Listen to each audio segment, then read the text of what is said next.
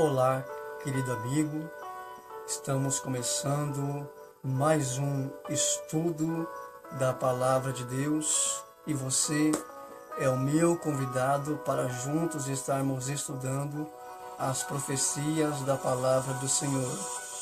Durante algumas semanas, estamos estudando as profecias do livro do Apocalipse e você, amigo, é o meu convidado para juntos estarmos desvendando os mistérios de Deus. Hoje nós iremos falar sobre o capítulo 13. Pega a sua Bíblia, abre a tua Bíblia em Apocalipse capítulo 13 e vamos juntos estar estudando este capítulo e assim identificar quem é a besta que surge do mar. Abre a sua Bíblia em Apocalipse capítulo 13. Olha o que vai dizer. E vi emergir do mar uma besta que tinha 7 cabeças e 10 chifres, e sobre os chifres 10 diademas, e sobre as cabeças um nome de blasfêmia. Este capítulo 13, ele é uma continuação ao capítulo 12. Lembra do capítulo 12 que nós comentamos sobre um dragão que estava perseguindo uma mulher, o dragão Satanás e a mulher a igreja. O dragão ele ficou irado com a mulher, então o dragão ele vai resolver fazer guerra aos descendentes daquela mulher. E ele então vai invocar aqui 2 poderes que farão guerra à igreja remanescente. Um desses poderes aqui utilizado pelo dragão é a besta que vai surgir do mar. E o outro é a besta que vai surgir da terra, no qual será o nosso próximo estudo. Hoje nós iremos falar sobre a que sobe do mar. Afinal, quem é essa besta que surge do mar? E que poder é esse? E quais são as suas atitudes, os seus efeitos para o tempo do fim? É o que nós vamos estar comentando neste estudo agora. Esta besta, ela surge do mar. Ela surge do mar. Mar são águas. E águas na profecia representa povos. Besta é um animal. E animal na profecia é aplicado a reis ou reinos. Chifre representa poder e autoridade. Nós temos aqui no capítulo 13 um reino surgindo de um lugar densamente povoado, com todo o seu poder e toda a sua autoridade. Mas quem é este reino? Que reino é este que surge deste lugar? Que surgiu entre os povos, entre as nações, com grande poder e autoridade? Para sabermos sobre este reino, nós temos que fazer a interpretação para as 7 cabeças. Essa besta, ela tem 7 cabeças. Veja, ela possui 7 cabeças. E para isso nós temos que fazer a interpretação para esse simbolismo no qual nós encontramos aqui. E para isso, amigo, eu te convido você abrir a sua Bíblia em Apocalipse capítulo 17 e o verso de número 9 e 10. Aqui nós temos a mesma besta que vai também aparecer aqui neste capítulo, ou seja, o capítulo 17, ele vai mesclar ao capítulo 13. Aqui tem alguns elementos que vão nos ajudar a fazermos a identificação da besta que vai surgir do mar. Olha para o verso 9. Aqui há sentido quem tem sabedoria. As 7 cabeças, veja, falando sobre as cabeças, aquelas 7. As 7 cabeças são 7 montes, sobre os quais a mulher está assentada. E são também 7 reis. 5 já caíram. Um existe e o outro ainda não é chegado. Ou seja, essas 7 cabeças que vão aparecer aqui no capítulo 13 são 7 reinos. E se você olhar para o desenrolar da história humana, você vai descobrir que teve 7 reinos que se levantou contra o povo de Deus. E essas 7 cabeças, elas representam esses reinos que perseguiu o povo do Senhor. São eles o Egito, a Assíria, a Medopérsia, a Babilônia, a Grécia, Roma imperial e Roma papal. Essas 7 cabeças representam esses 7 impérios, no qual eu acabei de citar. Agora veja a profecia: 5 já caíram. O Egito já havia caído. A Assíria também. Assim a Babilônia, a Medopérsia e por último a Grécia. Esses 5 impérios já havia caído. O Apocalipse foi escrito no ano 96, ou seja, nos dias de João, o discípulo do Senhor, o apóstolo do amor. Qual era o império que estava no poder quando o Apocalipse foi escrito? Roma imperial. Veja, 5 reinos já caíram, que foram os 5 que eu citei. Um existe, que é Roma imperial, e o outro ainda não é chegado. Qual é o outro que ainda não chegou? O Roma papal. Então, amigo, essa besta que vai surgir do mar, ela representa Roma em suas 2 fases, Roma imperial e Roma papal. Ou seja, Roma, ela configura no mundo como sendo a 6ª e a 7ª cabeça desse poder. Olha para o verso de número 2. E a besta que vi é semelhante ao leopardo, e os seus pés como os de urso, e a sua boca como de leão. E o dragão deu-lhe o seu poder, e o seu trono, e grande autoridade. Percebe-se que aqui, amigo, vão aparecer 3 animais: um leão, um urso e um leopardo. Se você olhar para Daniel capítulo 7, esses mesmos animais também vai aparecer naquele capítulo. São os mesmos animais que o próprio Daniel também contemplou naquela visão. Ele contemplou um leão com asas de águia, ele contemplou um urso com 3 costelas em sua boca, um leopardo com 4 cabeças e 4 asas, e um 4º animal terrível e espantoso. Afinal, que ligação há, amigo, desses animais que aparecem aqui com aqueles animais que vai aparecer em Daniel capítulo 7? O leão, ele representa, meu amigo, o Império Babilônico.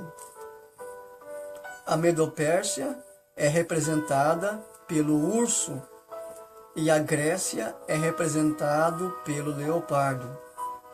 O que é que Roma tem de semelhante com esses 3 poderes no qual eu acabei de citar? Aqui, amigo, Roma copiou elementos que pertenciam a esses impérios. O que é que Roma copiou da Babilônia? O orgulho. E Roma copiou este orgulho, e assim, amigo, e a desobediência e a transgressão à lei de Deus. O que é que Roma copiou da Medopérsia? Um antigo culto ao mitraísmo. A Medopérsia, esse poder cultuava ao deus Mitra, que é o deus do sol. E este culto era feito no primeiro dia da semana. E Roma copiou essa prática e trouxe para dentro da igreja. Veja o decreto de Constantino, no dia 7 de março do ano de 321. Ele disse: agora todos são obrigados a repousar no venerável dia do sol, que anos depois passou a ser chamado de domingo. Ou seja, querido e amado irmão, Constantino e a igreja trouxe essa prática para a casa de Deus. O culto ao mitraísmo, o descanso no venerável dia do sol, que todos hoje conhecemos por domingo. Ou seja, aqui o sábado foi substituído pelo domingo, em homenagem ao deus Mitra, o deus do sol. Agora, o que é que Roma tem de semelhante com a Grécia? O panteão dos deuses. Na Grécia, havia um deus para cada finalidade, para cada propósito. Ou seja, a Grécia dava imagem para as suas divindades. E não foi isso que Roma fez? Dando assim imagem aos santos apóstolos, e assim prestando culto a eles e estabelecendo um santo para cada finalidade, para cada propósito. Foi isso que Roma trouxe para a casa de Deus, o culto aos santos apóstolos, estabelecendo um santo para cada finalidade. E assim, meu amigo, dando a eles o poder de interceder por nós, fazendo o trabalho de intercessores. Afinal, o que mais podemos falar sobre essa besta que surge do mar? Olha para o verso de número 5. E foi-lhe dada uma boca, para proferir grandes arrogâncias e blasfêmia, e deu poder para continuar por 42 meses. Aqui essa besta, ela iria agir durante um período. E que período foi esse? 42 meses. Um mês, no calendário judaico, contém 30 dias. 30 vezes 42, 1260 dias. Segundo Números 14 e 34, e Ezequiel capítulo 4 e versículo 7, um dia na profecia é representado por um ano. Então nós temos aqui um período de 1260 anos. Percebe-se que o mesmo período no qual nós estudamos no capítulo 11 e no capítulo 12, também aparece aqui no capítulo 13. E quando é que teve início este período? Lembra que eu falei sobre as 10 tribos nordianas que minaram Roma Ocidental? No ano de 533, os bispos de Roma foram declarados cabeças das igrejas e eles conseguiram expulsar de sua província aquelas 10 tribos. E somente no ano de 538, quando eles conseguiram expulsar a última tribo, que era os ostrogodos, se estabeleceu na história um período que nós chamamos de supremacia papal. E este período se prolongou até o ano de 1798, quando as tropas de Napoleão invadiu a Capela Sistina e prendeu o Papa. Quando o Papa Pio VI foi preso, se encerrou este período de supremacia e o papado deixou de exercer o seu poder. Se você fazer o cálculo, vai dar exatamente o mesmo tempo profético que nós encontramos aqui, 1260 anos. Este poder, meu amigo, essa besta que surge do mar, que representa Roma nas suas duas fases, ela possui uma boca para proferir arrogâncias e blasfêmia. O que é blasfêmia na luz da Bíblia? Se você olhar, certa feita trouxeram um paralítico ali diante de Jesus. Lembra do paralítico de Cafarnaum? Jesus, olhando para ele, disse: filho, os seus pecados são perdoados. E os fariseus se indignou: quem é este que tem poder de perdoar pecados senão Deus? Lembra também, certa feita, Jesus em um discurso, e Jesus ele disse: eu e o Pai, nós somos um. E os fariseus ali se revoltaram com Jesus, dizendo que ele blasfemou, porque Cristo estava se autodenominando Deus. Ou seja, blasfêmia, à luz da Bíblia, é aquele que tem poder de perdoar pecados e se autodenomina Deus. Agora veja, meu amigo, se Roma não vai assemelhar com o que eu acabei de comentar. Não foi isto que é proposto através da confissão auricular, quando o pecador ele vai até o sacerdote e confessa o seu pecado diante dele, e ali o sacerdote vai dar uma penitência, e através daquilo o pecador ele é perdoado do seu pecado. Isso não é uma blasfêmia? Em 1 João, capítulo 1 e o versículo 9, ele diz: se confessarmos os nossos pecados, ele é fiel e justo para nos perdoar os pecados e nos purificar de toda a injustiça.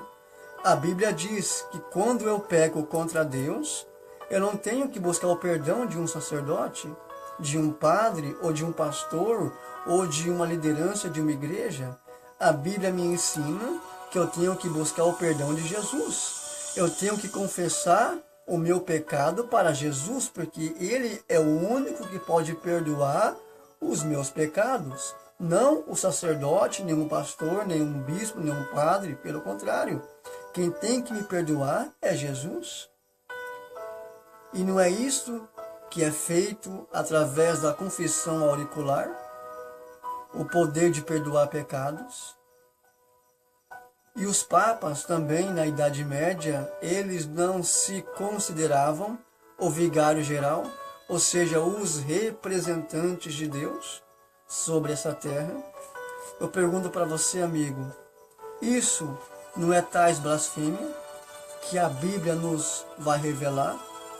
Mas se você olhar para Cristo, Cristo ele não blasfemou, porque Jesus ele tem poder de perdoar pecados. E também ele é Deus. Mas cristiano, a Bíblia me ensina que eu tenho que perdoar. Entenda, meu amigo, quando eu peco com o meu irmão, quando eu magoo o meu irmão, quando eu ofendo ele, a Bíblia me ensina que eu tenho que buscar o perdão dele. E a Bíblia ensina que ele deve me perdoar. Agora, quando eu peco contra Deus, é totalmente diferente, amigo.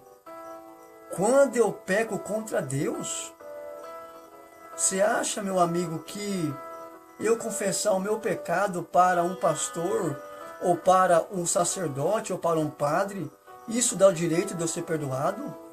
Mas é claro que não. Isso é blasfêmia. Se eu peco contra Deus, eu tenho que confessar o meu pecado para Cristo, porque é Ele que tem o poder de me purificar e de perdoar o meu pecado. Isso que esse poder fez era blasfêmia. Veja, meu amigo, isto era uma blasfêmia. É algo que é antagônico àquilo que a Bíblia nos ensina. Agora, este poder, no qual nós acabamos de falar, que representa Roma em suas duas fases, sofreu um golpe, sofreu uma ferida mortal. Olha para o versículo de número 3. E vi uma de suas cabeças como ferida de morte, e sua ferida mortal fora curada, e toda a terra se maravilhou após a besta.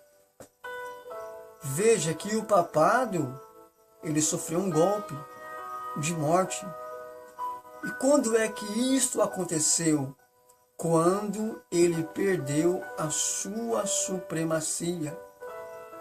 Em fevereiro de 1798, igual como eu citei, o Papa Pio VI foi preso pelas tropas de Napoleão Bonaparte.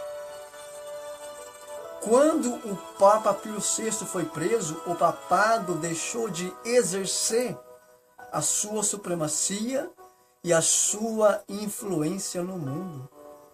Ou seja, ele perde a sua liderança, ele perde a sua autonomia. Isto para o papado foi um golpe de morte, ou seja, é a ferida mortal de Apocalipse capítulo 13. Este golpe é representado pela prisão do Papa. Aí, amigo, vai se cumprir essa profecia que está aqui no capítulo 10, do verso 3, do capítulo 13. Olha o verso 10. Se alguém leva em cativeiro irá. Se alguém matar a espada, é necessário que a espada seja morta. Ou seja, meu amigo, o papado caiu no mesmo golpe que eles mesmos usou para perseguir a igreja. Lembra que nós falamos que durante a supremacia papal, muitos cristãos foram massacrados e alguns povos, através da Santa Inquisição, tiveram as suas vidas mutiladas e decepadas, e que alguns cristãos, para preservar a palavra de Deus, eram obrigados a se refugiar nas montanhas, em lugares distantes, para poder adorar a Deus. Muitas pessoas aqui foram ceifadas e mortas à espada, através da perseguição de Roma. Agora, meu amigo, o papado caiu no mesmo golpe que eles tanto usou em relação ao povo de Deus. Ou seja, o Papa foi preso, foi levado a cativeiro, e um ano depois, no ano de 1799, ele foi morto pelos franceses, pelas tropas de Napoleão. Veja, cumpriu essa profecia no qual está escrito aqui. Mas uma coisa, meu amigo, que eu prestei atenção nesse capítulo 13. Olha só, eu vou ler novamente. O papado sofreu um golpe, que representa a queda do Papa, no qual ele deixou de exercer toda a sua supremacia e influência no mundo. Isto foi uma ferida mortal, foi um golpe que o papado sofreu durante a Idade Média. Mas olha o que chamou a minha atenção. Olha para o verso 3 de novo. E vi uma de suas cabeças como ferida de morte. Agora, e sua ferida mortal fora curada. E toda a terra se maravilhou seguindo a besta. Percebe-se, amigo, que esta ferida mortal, ela será curada. Ou seja, o papado, o golpe que ele sofreu lá em 1798, esse golpe no qual ele perdeu a sua influência e toda a sua supremacia, o que vai acontecer? Essa ferida, ela vai ser curada. O que eu quero dizer? Que o papado, ele vai recuperar o seu prestígio novamente. Eles vão voltar a atuar no cenário mundial e vai exercer a mesma supremacia que eles exerceu durante esses 1260 anos. O Apocalipse fala que esta ferida mortal, ela será curada. E quando é que esta ferida vai ser curada, que representa a supremacia dos papas? Vai ser quando este poder se aliar com a besta que vai surgir da terra, no qual será o nosso tema do nosso próximo estudo. Quando o papado se aliar com a besta que vai surgir da terra, ele vai recuperar, meu amigo, seu prestígio. Ele vai recuperar toda a sua autonomia, toda a sua supremacia, e haverá uma única religião. E esta religião eu vou comentar no nosso próximo estudo. Mas percebe-se, querido, que esta ferida, ela vai ser curada. Mas hoje ela está em processo de cura. Ela não foi curada totalmente. Ela está em processo de cura. Quando o papado sofreu esse golpe, no qual ele deixou de exercer a sua supremacia, durante anos e anos eles fizeram vários concílios, porque o principal objetivo do Papa é voltar a exercer o seu poder no mundo. mas tudo isso fracassou. Mas em 1929, ali, através de um decreto, o que aconteceu? Foi dado ao papado 44 hectares de terra. E sobre este é que hoje é constituído a província do Vaticano, no qual é a residência oficial dos papas. Ou seja, a partir deste ano, a ferida começou a ser curada. Ela está em processo de cura, ela não foi curada ainda totalmente, mas começou o seu processo de cura a partir deste ano, quando o Estado deu esses 44 hectares de terra, no qual se constitui hoje a província do Vaticano. No ano de 1962, o Papa João XXIII, pela revista Times, ele foi declarado o Homem do Ano. E assim aconteceu em 1994, com João Paulo II, e atualmente em 2013 com o Papa Francisco. Ou seja, meu amigo, o Papa, ele vai voltar a exercer a sua supremacia e assim a atuar com a mesma influência que ele atuou na Idade Média.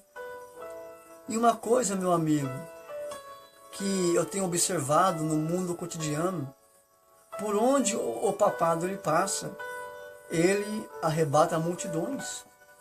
Lembra quando o Papa veio visitar o nosso país? Quantas pessoas não pararam na rua, pararam nas principais avenidas do Brasil, para ver o Papa, para tirar foto, ou às vezes para levar criancinhas para ele poder tocar, e assim receber uma bênção do pontífice? Veja, por onde ele passa, ele arrasta multidões juntamente com ele. E isso vem acontecendo em todos os países do mundo, no qual ele vai visitar. Ou seja, meu amigo, pouco a pouco esta ferida, ela está sendo curada. Hoje ela está em processo de cura. Mas vai chegar um tempo, amigo, em que o papado ele vai se unir com a besta que vai subir da terra. E assim vai estabelecer uma única religião. E aí vai implementar o que nós conhecemos como a marca da besta.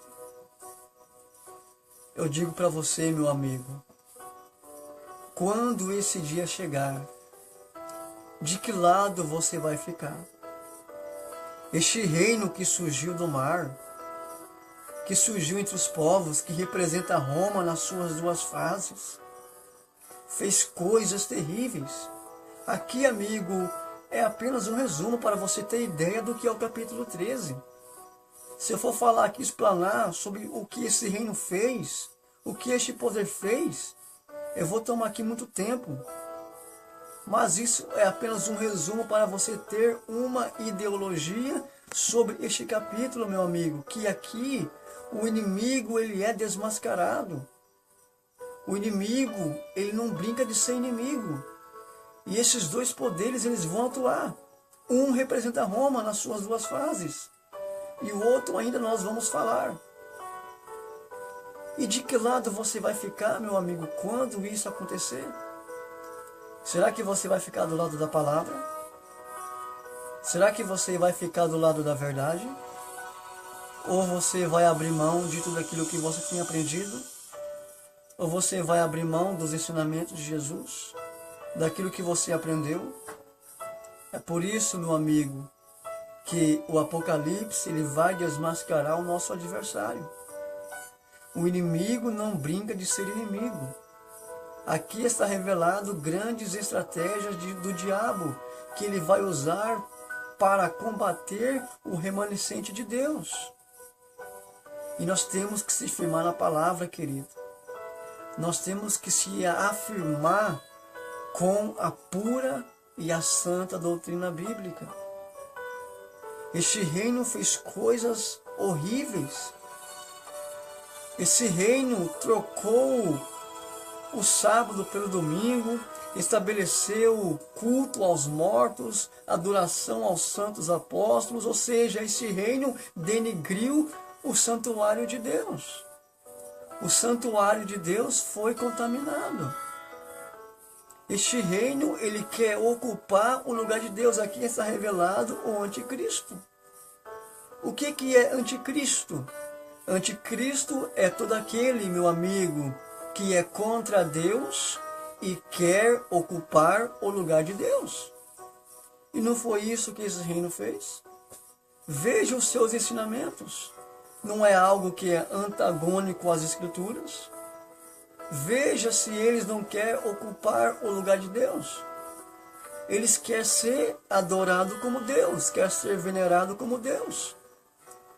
E o inimigo, ele deu o seu trono para essa besta. O inimigo, hoje, ele não se assenta ali.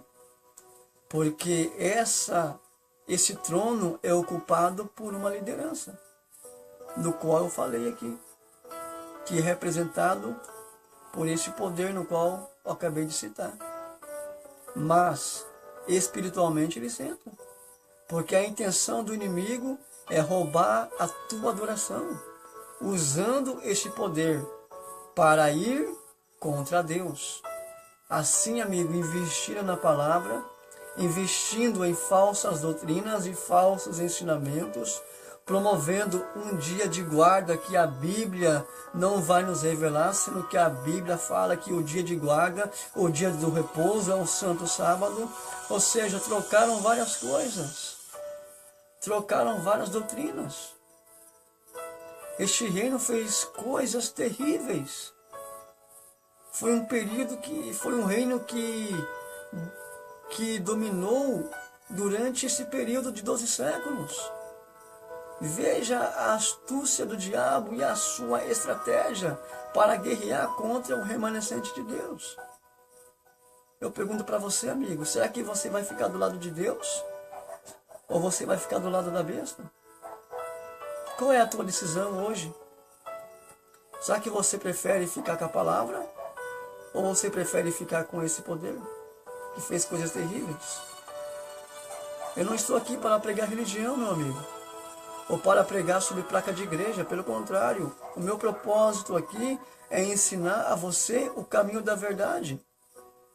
Sabe o que acontece hoje, meu amigo? Há várias falsas doutrinas, porque a intenção do inimigo é semear mentiras em meio às verdades, no intuito de levar muitas pessoas à perdição, ao erro. O propósito do diabo é fazer com que todos se percam. É por isso, meu amigo, que é meu propósito te ensinar a verdadeira autenticidade da palavra, do jeito que ela é pregada. É por isso, querido, que nós temos que se firmar nesse evangelho. Temos que se apegar não com religião, não com placas de igrejas, mas se apegar com a Bíblia, com a palavra de Deus. Porque quem vai te libertar não vai ser a tua religião, não vai ser o teu pastor, não vai ser o teu padre, não vai ser o bispo, não vai ser nenhum desses homens. Quem vai te libertar é a eficácia da palavra do Senhor. Somente ela pode nos libertar de todo mal. É por isso que nós temos que se apegar somente a ela. Fique com a palavra de Deus. Abandone todo tipo de tradição, todo tipo de cultura, todo tipo de impedimento que tem te impedido você a se desempenhar na obra de Deus. Se apegue com a Bíblia, meu amigo. Eu estou tentando fazer isso. Eu não prego religião, não prego placa de igreja, eu prego somente aquilo que está contido nesse maravilhoso livro. E eu te convido você mesmo. Ei, você que está me assistindo, ei, você. Eu te convido você a se apegar com a palavra de Deus, para que assim você, amigo, não venha ser enganado com certos tipos de doutrinas, com certos tipos de ensinamento, no qual nós encontramos por aí. Eu quero orar por você agora. Vamos orar, vamos falar com Deus. Bondoso Deus, Eu te agradeço por esse estudo maravilhoso, por estarmos explanando a tua palavra. Assim, prendendo, meu Pai, algumas verdades que a própria Bíblia vai nos revelar. Nos ensina, meu Deus, a amar este livro, a se apegar com a tua palavra, não com religiões nem com denominações, mas sim com aquilo que a tua palavra vai nos proporcionar. Abençoe este amigo, esta amiga, é a minha oração, em nome de Jesus. Amém. E lembre-se, amigo, lâmpada para os meus pés e luz para os meus caminhos é a tua palavra.